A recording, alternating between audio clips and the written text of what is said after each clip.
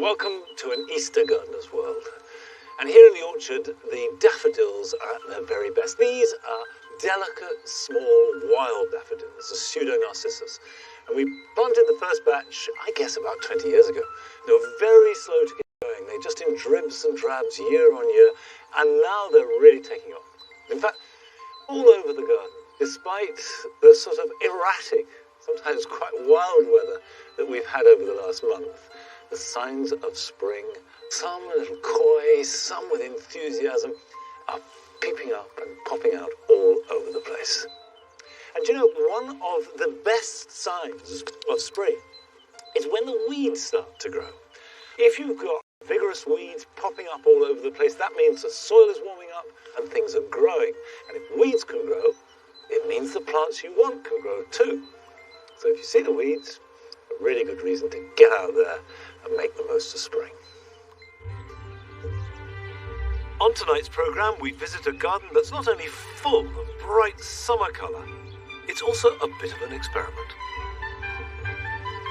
And Carol is enjoying one of the stars of the spring, hellebores. And I shall be planting my potatoes and also potting up some lilies in glorious summer colour and fragrance. Come on.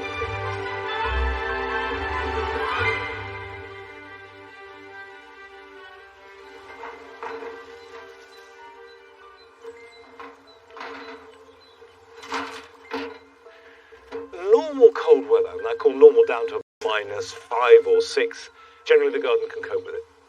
But we had one night in December when it went down to -14. And that was much too cold for a few plants. And none showed that more dramatically than these bay trees. This is Laurus nobilis, the sweet bay, which of course we use in cooking, which is why it's here in the herb garden. But it's also a decorative plant. They're not decorative any longer. Overnight, all the leaves turn brown. Now they look stone dead, but before you give up on them, there's a little test you can do. Get a knife and just scrape along a branch or the stem. And there you can see it's green. And if it's green, it's alive. So it's not killed, it's been badly damaged. So the next step is, how can I repair that damage? Well, they can bring a leaf back to life. So anything that is clearly dead must come off. Probably if they're decorative like this, clip all those leaves off, and all you're going to be left is bare branches. They're going to look not great. And in the case of these cones, it's quite likely if you've got bare branch, that's just going to look silly. So what I'm going to do in this case is dig them all up, put them into recycled pots, and then grow them on and observe how they recover. If I have to cut them right back, so be it. And next winter, if they are good, I will move them under cover. The crucial thing with these plants, any plant really, is the roots. If the roots are healthy and good, then they will regrow. I've also mixed up a very free-draining mix. And by free-draining, all that means is I've added plenty of grit. These are Mediterranean plants, and drainage is really important. It should sprout new leaves, and it may well look good enough to bring back here into the herb garden by the end of summer. Now, whilst these really don't like extreme cold, there are plants that have adapted to it. In fact, some plants are at their very best when the weather is potentially at its worst. And Carol has been to the West Midlands to celebrate one of the most glorious of those winter flowers.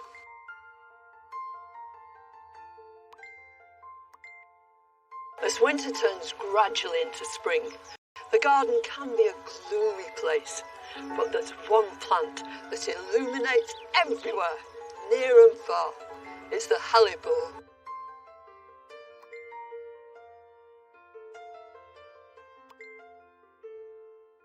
Hellebores belong to the broad family of Ranunculaceae, the buttercups, and when you glimpse at a hellebore, you can immediately see the resemblance, these lovely rounded buds opening to chalice-like flowers. And the flowers themselves, you'd think these were petals, but they're not. They're sepals. They last much longer than petals, and they protect all the inner workings of the flower. When you look inside, there's a ring of nectaries, and above those, a are stamens with anthers covered in pollen. So these plants are rich in both nectar and pollen, and they're an absolute feast for pollinating insects.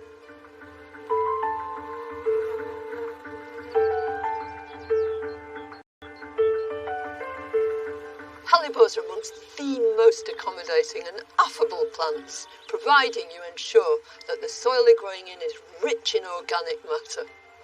And even if you haven't got a garden, you can still grow them in pots. Look at these beautiful examples. Just remember, since you are limiting their growing space, that you grow them in loam-based compost and that you give them an occasional feed. A good liquid organic feed is ideal. Top up the pots every so often because you want to maintain that spectacular performance.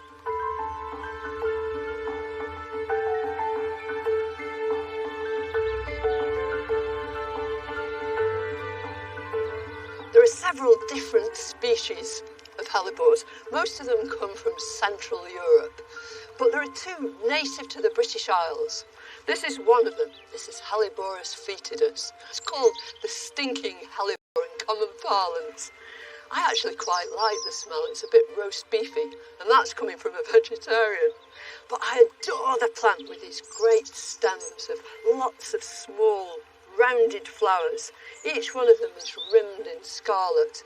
There's another native hellebore too, which is called viridis, but it's a dinky, dainty little thing, a complete contrast to this, which is big, bold, and beautiful.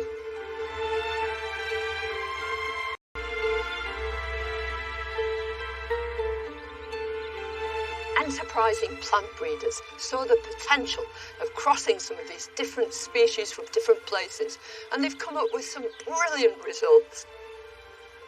The most popular are forms of Helleborus hybridus. There seems to be no end to the infinite variety of colours and forms, patterns and textures of these beautiful flowers. They can be almost any colour, from glowing yellow, virginal white, to dark and dramatic. Lots of them have beautiful markings, sometimes delicately veined, some with pickety edges. Many of them have anemone centres, and some fully double, with multiple sepals, frilly, frou-frou, and tremendously pretty.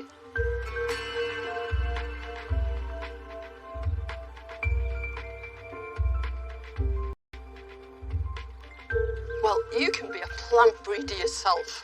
All you need to do is choose two that you think might make a good match. So this is the one I'm going to put the pollen onto. And you want a bud that's just beginning to open. That means that its own anthers inside are not producing any pollen yet. And then you want something that's got loads and loads of anthers, rich in pollen. And then you need very simple equipment, a pen with a black lid, and you just rub it on your jeans to create a bit of static. And it doesn't matter which of these flowers you choose, as long as they're loaded with pollen. You gently rub this lid over those anthers, and just gently rub the end of your pen with this pollen onto the stigma, the female bit. And then, so you remember which one it is, just cut a bit of embroidery thread or anything like that, and tie it round the flower that you've pollinated, and make a little note of what the parents were. And all you do then is wait. At the end of May, the beginning of June, collect your seed and then sow it straight away. It'll take a couple of years before you actually see the new flowers, but when you do, what excitement!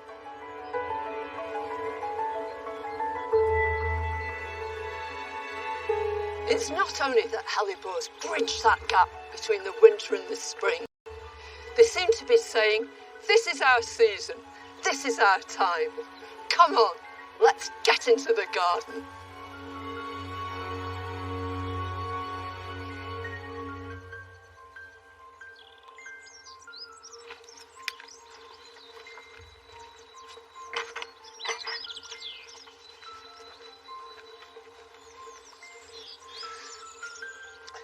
Some of you may know that a few weeks ago, Carol was awarded the Royal Horticultural Society's highest accolade, and that is the Victoria Medal of Honour. Very, very few people ever receive that, and It's richly deserved, and Carol, we're all very proud of you.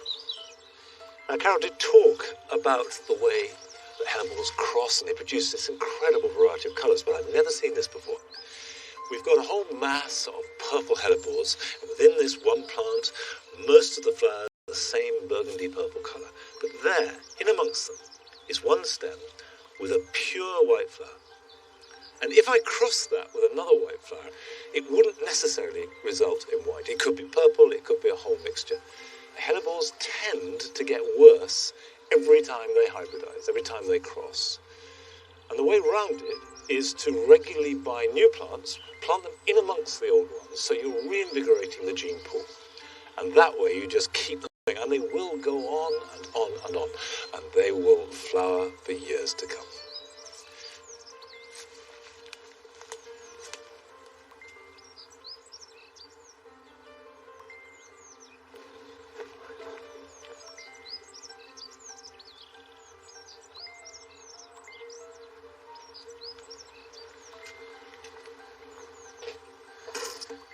Easter time is traditionally when people planted their potatoes.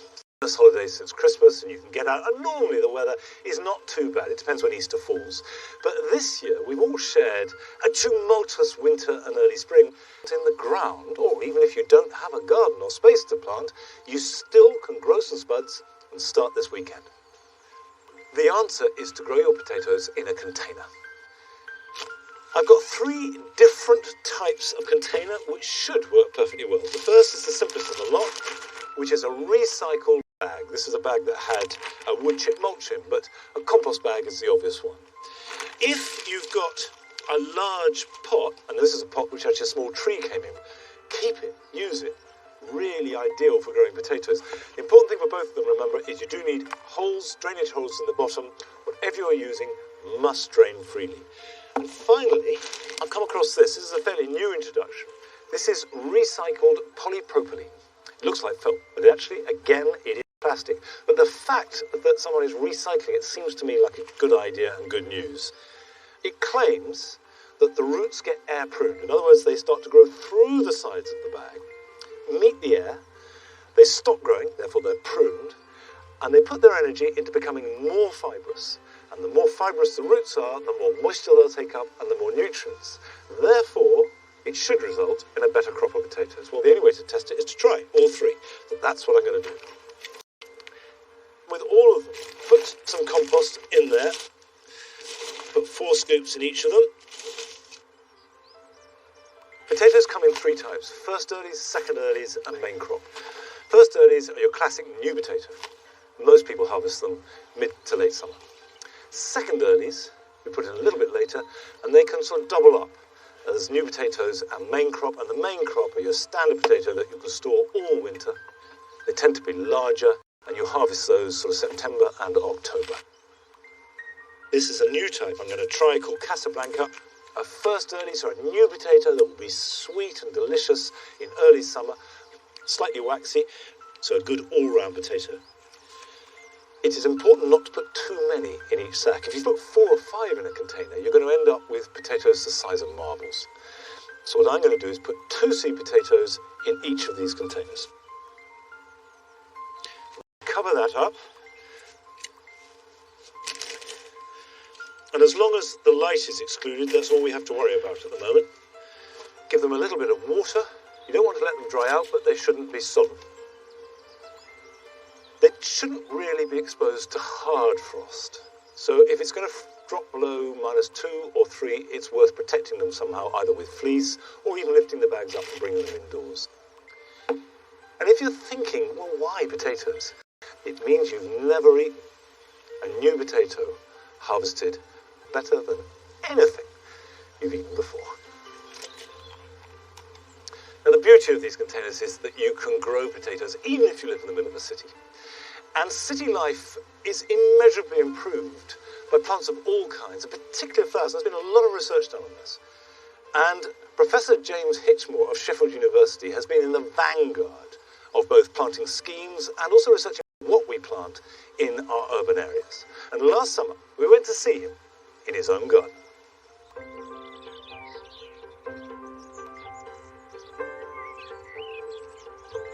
I've been interested in plants for a long time, and I've been experimenting with for a long time. I think I've always had a very curious mind. I try to work out how we can design and manage plantings in cities more effectively. I work with environmental psychology approaches to understand what ordinary people might actually think of the appearance of that sort of vegetation, whether they like it, whether they don't, and what are the important factors.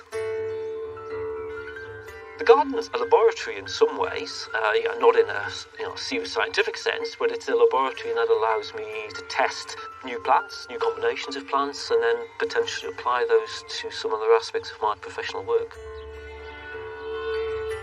I also just want to create a place which is enjoyable to be in. So what makes me a little bit different perhaps from other people who design plantings in urban areas is that I wanted to utilise the plants in the wild as a sort of inspiration. I'm currently experimenting with a wide range of South African plants. I've been growing lots of species from seed over the last 10 years, and I visited South Africa a lot to look at actually these plants in their wild habitats. And the reason I'm interested in South African plants is that they're one of the groups of plants which are going to become much more useful in the future in a sort of climate change world. So as British cities warm, as the winters become less cold, many of these species will be really useful to us. South African plants I'm particularly interested in, firstly, some of the succulents. There's a whole range of small succulents which you find at high altitude in South Africa, and some of them, these grow on my green roof, and they could be grown in lots of gardens in the UK. Gladiolus are another genus I'm really interested in. They've got a lot of potential in gardens. Historically, we think of them as these really large flowered ones which you buy in flower shops, which aren't really winter hardy. You just use them as a summer bulb. However, there's a whole range of species which are increasingly cold tolerant in Britain, and quite a few of those plants I've experimented with, reliable and really successful. In total, there's about 700 species in this garden. And I've tried to organise them in ways to create sort of perhaps dramatic effects which are, again, not so common in other gardens. With me, I tend to use plants as sort of repeating elements right across the garden, so they go back and forth, a bit like shoelaces, they stitch across, and nearly everything in the garden does that. And that just creates a different visual, because when that one thing flowers, there's normally quite a few of them, and they are present across the whole space. And that tends to generate much more of a dramatic feel than you would otherwise get.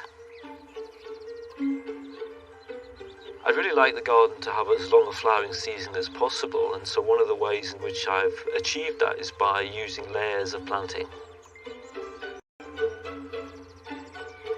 So this is an example of the mid-layer species. It's an aster certifolius. It comes from southern Europe. They form these nice domey sort of shapes. And then what we have coming out of that, in this one little spot, we have some of the emergent layer, the upper layer, and this is a gladiolus. This is Gladiolus ruby. Next to that, you have a dwarf form of Perovskia, which is also coming out of this layer. So you can see here, you've got this sort of flat top layer, and then these things punching through. I really like these tall, sort of naked stems. This is a Negapanthus. What I like about these top layer species is many of them are very architectural. And this is something you see a lot in the wild, in a lot of plant communities. These naked stems punching through.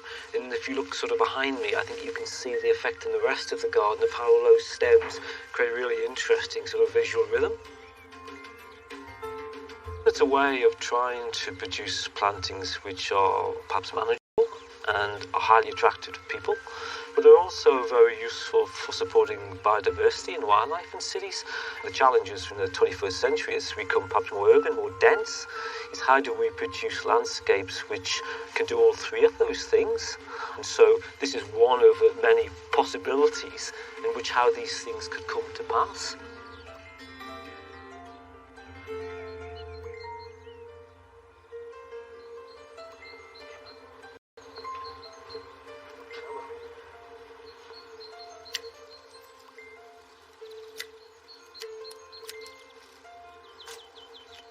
Because what is so impressive about the work of James Hitchmore and others working in the same field is maximising the effect and the beauty in quite limited situations, particularly in inner city. Getting these plants to work so you can celebrate what's happening now, but very quickly replace it with more. And as they die back, they're not in any way diminishing the flowers that follow them, they're not suppressing them, and that can be a problem. To get that balance right with colour and shape and time and season is the endless fascination of gardening. And all the jobs that we do, the pruning back and the clipping and the planting, what have you, they are the means to the end. The end is always the performance. Good boy, come on.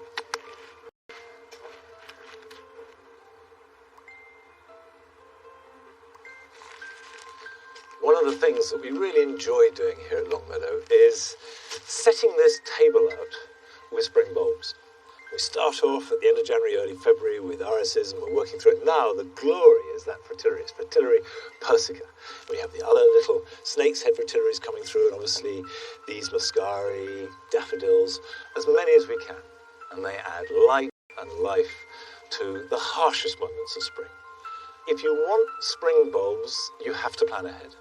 But there are bulbs that you can plant now, either in a border or in a container, that are spectacular.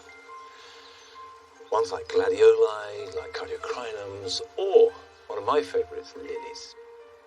Now, lily bulbs look very different from others because they don't have a protective outer layer. So if you think of an onion with all its layers, in this case they're scales that look like an artichoke. And when you're buying them, you want to look for nice plump bulbs and be quite careful because you can break them off. So that is very typically a lily. And this is my favourite lily of all. This is Lilium regale, the regal lily, which has 6-foot-tall stems topped by a glorious white trumpet of flower. Its fragrance will run right across the garden. Now, when you're growing them in pots, it is important to choose the right type of compost. I've got here a mix that I've made up of coir, leaf mould, a bit of grit. So what you want is a nice, loose, friable compost because then the roots get out and they do best under those circumstances. So you can see that that is actually less than half full. And I'm going to put 3 in a pot this size. They need to be covered over by about 4 or 5 inches of compost. Now, I have had letters from people saying that lilies are poisonous to cats. And if you're a cat lover, you may not want to grow lilies. Well, I'm a cat lover. I've grown lilies all my adult life, and I've had cats all my adult life, and the two have never come to any problems between them.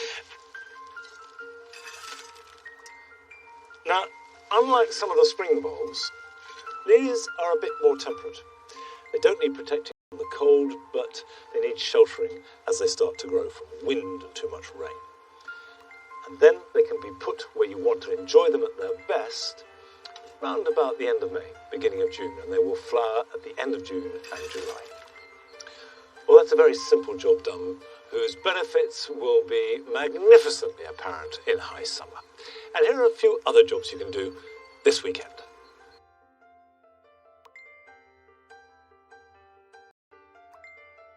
If you've sown early salad crops, like rocket, they'll be ready to prick out, and the principle applies to any seed that you sow. Wait until the seedlings have got 2 true leaves, that's leaves that look like the parent plant, and holding them by the leaf, not the stem, carefully ease them out of the compost with as much root as possible. They then need to go into an individual container. It could be a pot or a plug, but I'm using egg boxes to save plastic. Water them, put them somewhere protected to grow into sturdy plants that are big enough to plant outside. A couple of weeks ago, I planted some summer fruiting raspberries. But if you grow the autumn fruiting type and you haven't yet pruned them, this is something to get on with this weekend. Remove all last year's top growth, right down to the ground. And the new shoots will carry this year's harvest between late July and October. Most garden centres are selling tender bedding plants as plugs. But in many parts of the country, it's too cold to plant them out. But if you buy them now, pot them on and keep them protected, and a windowsill will do fine. And then plant them out when you're ready. You'll have nice, big plants that have been very cheap to buy.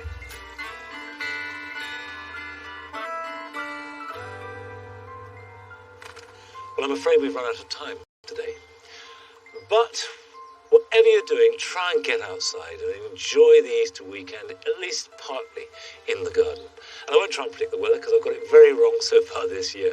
But I do know that whether it be rain, sun, ice or snow, spring is unstoppable. These daffodils were poking out of the snow just a few days ago. We are off air next week, I'm afraid. But when we come back in a fortnight's time, at 8 o'clock, by the way, we are on for a full hour. And we will remain at a 60-minute programme for the rest of the year. So I'll see you back here at Longmeadow